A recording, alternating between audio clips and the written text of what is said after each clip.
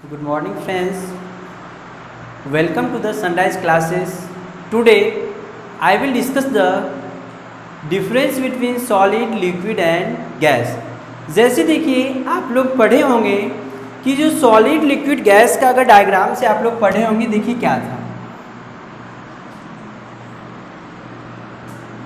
देखिए हम लोग क्या पढ़े थे, अगर ये आपका सॉलिड है तो सॉलिड में पढ़े थे कि मॉलिक्यूल्स क्या होते हैं, कंप्लीटली पैक्ड होते हैं। देखिए मॉलिक्यूल्स कंप्लीटली पैक्ड होने का मतलब क्या होता है, मॉलिक्यूल्स के बीच जो होगा फोर्स ऑफ एट्रैक्शन बहुत ज़्यादा होंगे। तो देखिए ड्रॉ कर लें।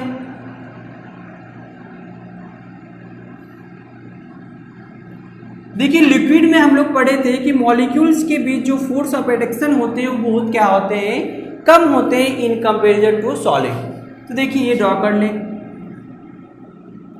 एक बात तो यहां से क्लियर है, अगर फोर्स ऑफ एट्रैक्शन आपका क्या है, कम है, मीन्स कुछ ना कुछ स्पेस होगा। दैट्स वाई देखिए मैंने क्या कुछ ना कुछ यहाँ पे स्पेस बनाया।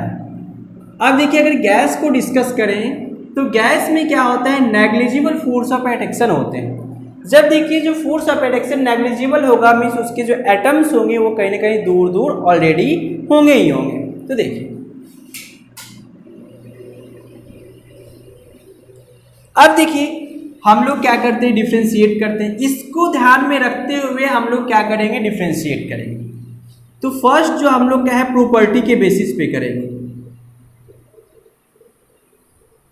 सॉलिड को करेंगे,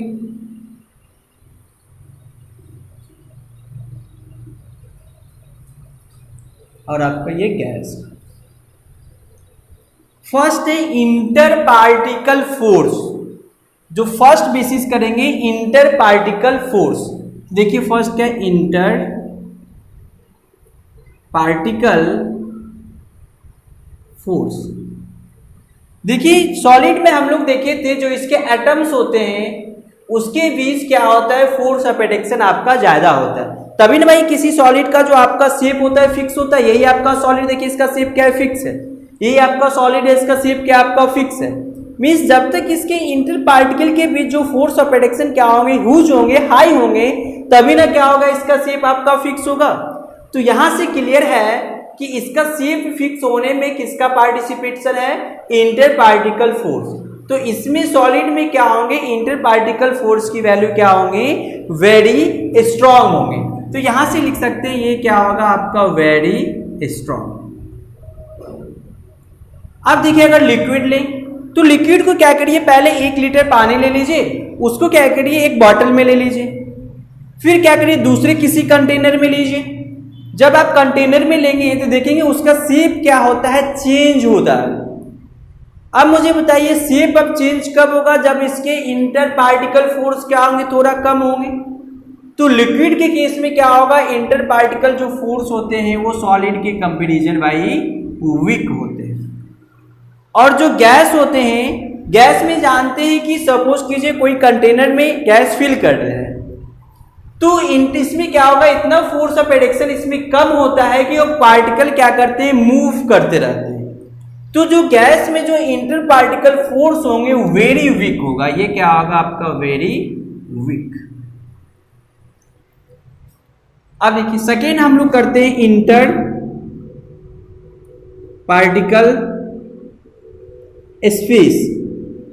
देखिए समझने वाली बात है कि अगर पार्टिकल कह सकते हैं इस एटम के बीच जब आपका फोर्स क्या होगा बहुत ज्यादा, सपोज कि दो आपका एटम है, इसके बीच क्या होंगे, फोर्स ऑफ एट्रैक्शन एक दूसरे को क्या करेंगे, अट्रैक्ट करेंगे। अगर उसकी वैल्यू हाई है तो ये दोनों क्या करेंगे, पास पास रहेंगे। अब मुझे बताइए ये दोनों जब पास पास है मतलब इस पे स्पेस क्या होगा, एकदम कम होगा। तो सिंपल यहां से इंटर पार्टिकल स्पेस जो होंगे इस सॉलिड के केस में क्या होंगे, वेरी स्मॉल होंगे, वेरी स्मॉल। अब लिक्विड लें तो देखिए लिक्विड में अगर क्या कह सकते हैं, जैसे हम लोग क्या करते हैं स्विमिंग पूल में जाते हैं तो स्विमिंग पूल में क्या करते हैं, अगर कूदते हैं हम लोग उसके अंदर चले जाते हैं। अब मुझे बताइए भाई अंदर कैसे जाएंगे, जब तक उस लिक्विड के बीच कुछ ना कुछ स्पेस होगा तभी हम लोग अंदर जाएंगे। मीन्स कह सकते हैं लिक्विड के जो एटम्स होंगे उसके बीच क्या होगा, कुछ ना कुछ आपका स्पेस पाया जाता है। तो कह सकते हैं जो लिक्विड में जो स्पेस होते हैं वो क्या होते हैं, कंपैरेटिवली लार्ज स्पेस होते हैं। मींस सॉलिड के कंपैरिजन जो इसमें स्पेस होते हैं वो क्या होते हैं भाई, लार्ज होते हैं। लेकिन अगर गैस का करें, देखिए गैस में हम लोग ऐसे समझिए, अगर लिक्विड में हम लोग चल पाते हैं, अगर चलना चाहें तो क्या करते हैं, कुछ ना कुछ रेसिस्टेंस फील करते हैं। लेकिन ये गैस में आसानी से हम लोग अपने हाथ मूव कर रहे हैं, चल रहे हैं, उतना हम लोग कोई रेसिस्टेंस एक्सपीरियंस नहीं कर रहे हैं। तो यहाँ कह सकते हैं जो लिक्विड के कंपैरिजन इसमें जो आपका स्पेस होगा वेरी हाई होगा, मींस कह सकते हैं वेरी लार्ज स्पेस। थर्ड देखिए इसका हम लोग काइनेटिक एनर्जी के बारे में, उससे पहले हम लोग उसके मोशन के बारे में पढ़ते हैं। मींस मोशन पढ़िए, देखिए तो सॉलिड के में क्या था आपका, फोर्स ऑफ एट्रैक्शन की वैल्यू हाई है, means the force of attraction is very strong in case of solid.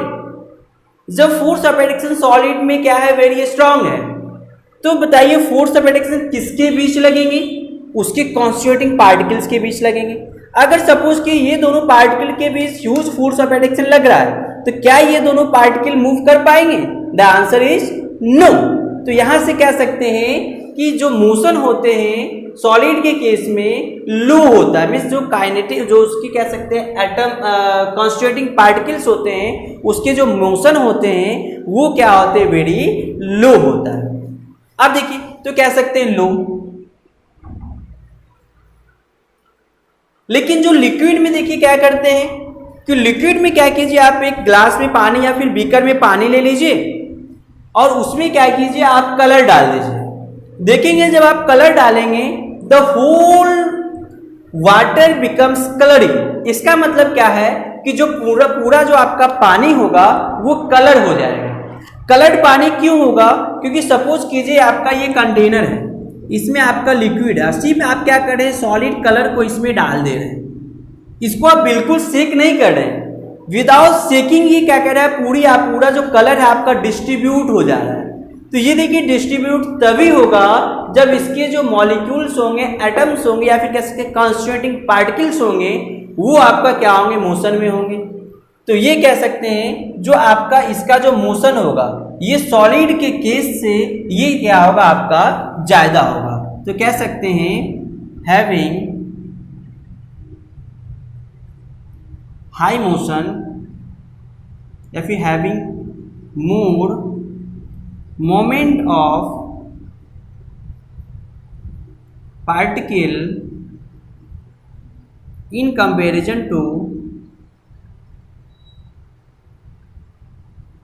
Solid. तीसरी देखिए क्या होता है आपका गैसियस स्टेट। देखिए जो गैसियस स्टेट है आपका, तो ऐसे समझिए कि गैस को तो ना हम लोग देख सकते हैं, बस क्या कर सकते हैं, एक्सपीरियंस करते हैं। अब मुझे बताइए जब एक्सपीरियंस ये कब करेंगे, क्योंकि यहां तो हम बस ये देख के कह सकते हैं, एक्सपीरियंस देख तो सकते नहीं, बस एक्सपीरियंस करके कह सकते हैं भाई एयर है।